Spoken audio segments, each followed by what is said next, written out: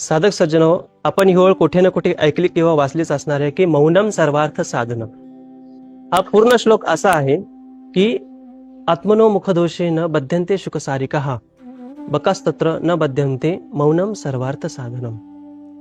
म्हणजे याचा अर्थ असा आहे की आपल्या वायफळ बोलण्याच्या किंवा चिवचिवाटाच्या किंवा किलबिलाटाच्या अवगुणामुळे एखादे शुक म्हणजे पोपट, सारिका म्हणजे मैना एखाद्या जाळ्यामध्ये अडकतात किंवा माणसाच्या पिंजऱ्यामध्ये अडकतात.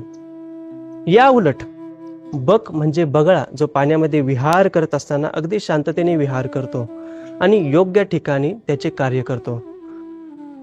त्यामुळे तो कोणाच्या जाळ्यामध्ये अडकत नाही किंवा सापळ्यामध्ये अडकत नाही. आणि म्हणून शेवटी ते म्हणतात की मौनम सर्वार्थ साधनम, म्हणजे मौन्य हे सर्व हेतू सिद्ध करण्यासाठी वापरले जाणारे एकमेव शस्त्र आहे. म्हणून या मनुष्य जीवनामध्ये आपण जगत असताना योग्य ठिकाणी मौन्य असणं गरजेचं आहे. ज्या ठिकाणी गरज आहे त्या ठिकाणी बोलणेही गरजेचं आहे, परंतु ज्या ठिकाणी गरज नाही त्या ठिकाणी वायफळ बोलण्याच्या अवगुणामुळे एखाद्या व्यक्ती एखाद्या संकटात, एखाद्या अडचणीमध्ये, एखाद्या विघ्नामध्ये अडकू शकतो आणि त्याच्या ध्येयापासून वंचित होऊ शकतो. दंडवत प्रणाम.